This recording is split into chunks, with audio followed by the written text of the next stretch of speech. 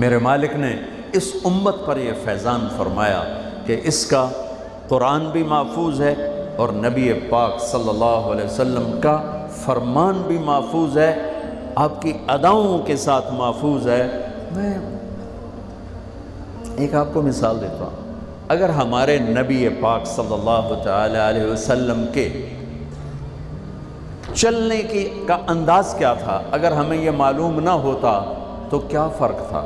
کوئی جنت جہنم کا مسئلہ تو نہیں ہے نا، لیکن میں قربان جاؤں ان صحابہ پر اور ان کے شاگردوں پر، ان کے اگلے شاگردوں پر، یہاں تک کہ جنہوں نے میرے نبی کی چال بھی ہم تک پہنچائی۔ میں آپ کو ترجمہ بتا دوں، یمشی تکفیا ویقارب الخطا، آپ تھوڑا کندھے جھکا کے چلتے تھے اور پاؤں چھوٹے رکھتے تھے، کھلا پاؤں نہیں، ایسے نہیں، قریب، پاؤں چھوٹا، کندھے جھکے ہوئے، گردن آگے تھوڑی، اور چال میں تیزی، اتنی تیزی تھی کہ صحابہ کو ساتھ دوڑنا پڑتا تھا۔ آپ عام، چونکہ آپ کے نیچے زمین سکڑتی تھی، زمین سکڑتی تھی، تو آپ ایسے چلتے تھے اور وہ پیچھے بھاگتے تھے۔ آپ کے دیکھنے کا ہمیں انداز معلوم نہ ہو تو کیا فرق ہے؟ لیکن میں قربان جاؤں جو کہہ رہے ہیں جل نظرہ الملاحظ، اب یوں دیکھتے تھے، ایسے نہیں دیکھتے تھے حیا کی وجہ سے، بلکہ یوں دیکھتے۔ کبھی کبھی ایسے ہوتا تو پھر ایسی تجلیات اور آنکھوں سے نور نکلتا کہ سارے صحابہ یوں ہو جاتے۔ صرف دو آدمی آپ کو دیکھ سکتے تھے، صرف دو، ایک ابو بکر اور ایک عمر، بس۔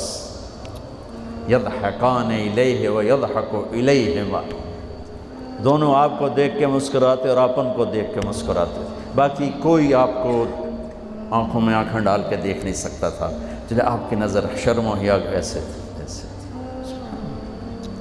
کوئی آپ کو ادھر سے بلاتا، مفتی حامد صاحب مجھے کہیں مولوی صاحب تو میں اتنا ہی کروں گا، اس تو میرے کول بھی نہیں ہمت، مولانا ارشاد صاحب کہیں جناب مولانا صاحب، اتنی میری طاقت ہے۔ لیکن جب میرے نبی کو دائیں سے کوئی بلاتا تھا یا رسول اللہ، تو آپ یوں نہیں کرتے، آپ یوں کرتے تھے، پورا مڑتے تھے اس کی طرف، پورا سینہ سے سینہ ملاتے تھے۔ ادھر سے کسی نے کہا یا رسول اللہ، تو اب یوں نہیں کرتے، اب یوں کرتے تھے پورا۔ میں قربان جاؤں، اس موبائل نے کتنی بد اخلاقی پھیلائی ہے کہ ایک آدمی بات کر رہا، وہ موبائل دیکھ رہا۔ اور خاص طور پر والدین سے کہہ رہا ہوں، اب چھوٹا بچہ آئے اور اسے تم نے توجہ نہ دی، یہ گھروں میں 99.9% بلکہ 100% ہو رہا ہے، فون پہ لگے ہوئے، چھوٹا معصوم بچہ ماں سے بات کر، وہ فون پہ لگے ہوئے، ہاں ہاں بول کیا نا، سن دی پئیاں، سن دی پئیاں، بھوک نہیں۔ آپ نے ذبح کر دیا۔ عربی کا لفظ ہے توجہ فرمائیں، یہ لفظ عربی کا توجہ، توجہ فرمائیں کا مطلب ہے، یہ توجہ کی تا ہٹاؤ تو نیچے اس سے وجہ نکلتا ہے، وجہ چہرے کو کہتے ہیں۔ توجہ فرمائیں کا مطلب ہے بوتھا شریف میرے ال کر، میری طرف چہرہ کر کے بات کر۔ میرے نبی جب کسی سے بات کرتے تھے، سینہ بھی اس کو دیتے تھے، چہرہ بھی اس کو دیتے تھے۔ جب آپ غمگین ہوتے تھے کیا کرتے تھے؟ اب داڑھی پکڑ کے یوں بیٹھ جاتے تھے، یہاں ٹیک، اس کو نیچے، اور یوں پکڑو، تھوڑی دیر کے بعد سر پہ ہاتھ پھیرتے اور پھر یوں فرماتے۔ یہ میرے نبی کے غم کی نشانی تھی کہ آپ کسی دکھ میں ہیں، کسی غم میں ہیں۔ سبحان اللہ۔ جب آپ کسی کو بلاتے تھے تو ایسے نہیں کرتے تھے، ایسے کرتے تھے، پورے ہاتھ کے اشارے سے، ایسے انگلی اٹھانا عیب ہے، یوں کرتے تھے ایسے۔ جب آپ محفل میں بیٹھتے تھے تو چوکڑی مار کے بیٹھتے تھے، اتحیات صرف نماز میں آپ کی ہے، باقی آپ چوکڑی مار کے بیٹھتے تھے، اور پوری محفل میں ٹانگ نہیں پھیلاتے تھے، چاہے کتنی لمبی مجلس ہو جائے ٹانگ نہیں پھیلاتے تھے کبھی بھی۔ عزت دیتے تھے، سامعین جالسین کو احترام دیتے تھے، عزت دیتے تھے، اور دوران گفتگو آپ یوں کرتے رہتے تھے، یوں۔ یہ آپ کی بے ساختہ حرکت تھی، یہ ہتھیلی، یہ انگوٹھا، یہ ہر آدمی میں نا کوئی اس کی جسم کی غیر ارادی حرکت ہوتی ہے. جیسے میں اپنے انگوٹھے کو یوں کرتا رہتا ہوں، یہ میری بچپن کی عادت ہے، مجھے پتہ بھی نہیں ہوتا میں انگوٹھا ایسے کر رہا ہوتا ہوں. تو میرے نبی کی بغیر ارادے کے ہاتھوں کی حرکت تھی. آپ دوران گفتگو یوں فرمایا کرتے، یا آپ کو اوپر کر کے دکھا رہا ہوں، ورنہ آپ یہاں ہاتھ ہوتے تھے اور آپ یوں فرماتے رہے. واہ کیا صحابہ تھے، کہ ہر شے ہم تک پہنچا.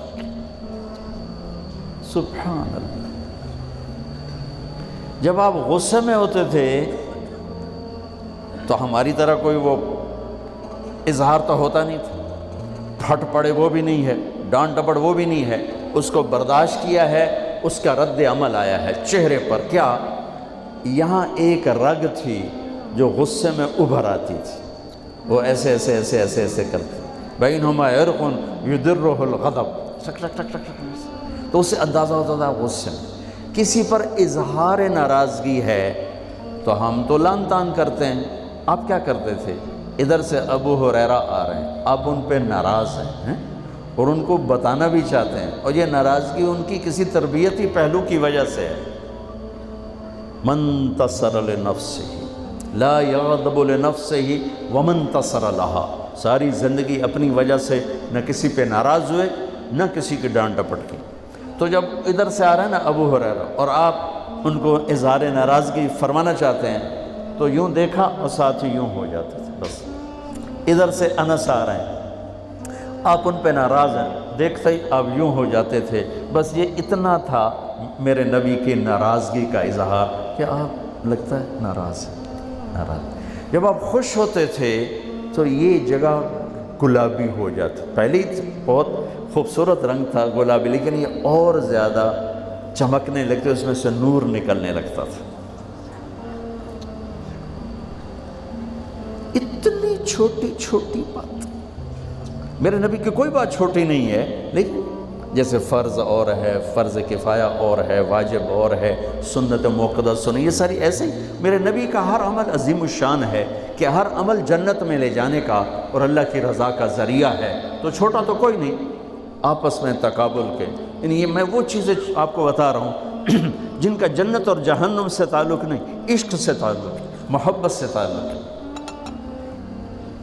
ہماری جماعت گئی حافظ آباد، وہاں میں وکلاء میں بیان کر رہا تھا. علاقے کے بہت بڑے ذمہ دار آئے ہوئے تھے. کسی کام تو نے دیکھا تو ساری عدالتیں خالی. تو ان کا کیا ہوا کہ یہ تبلیغ والوں کا عالم آیا ہوا ہے، اس میں سارے چلے گئے.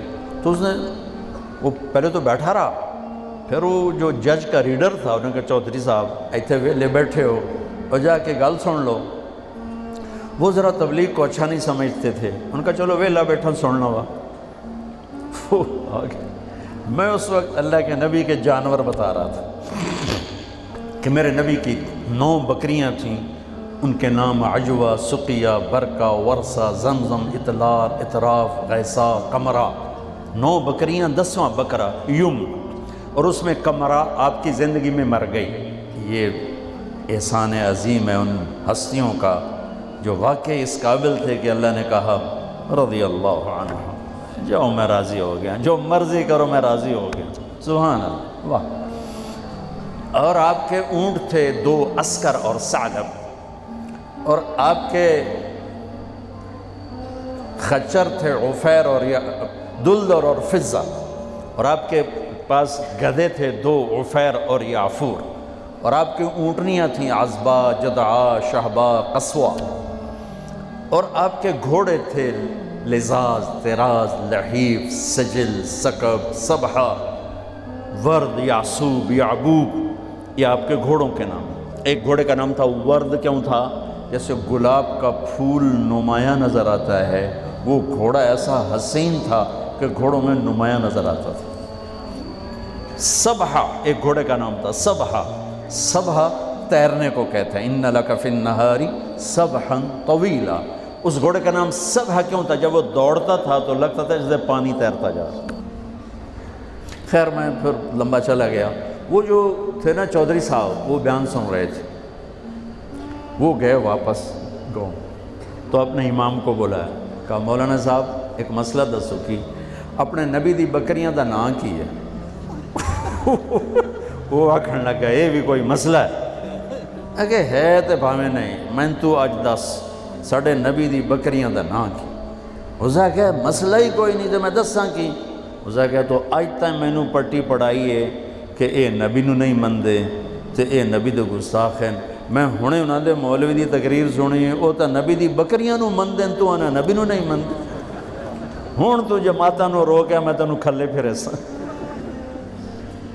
پھر وہ ہماری جماعت پوری کو لے گیا اپنے گاؤں، نے 15-20 ہزار آدمی اکٹھا کیا، میرا بیان کروایا ہوا، کھانا ہوا۔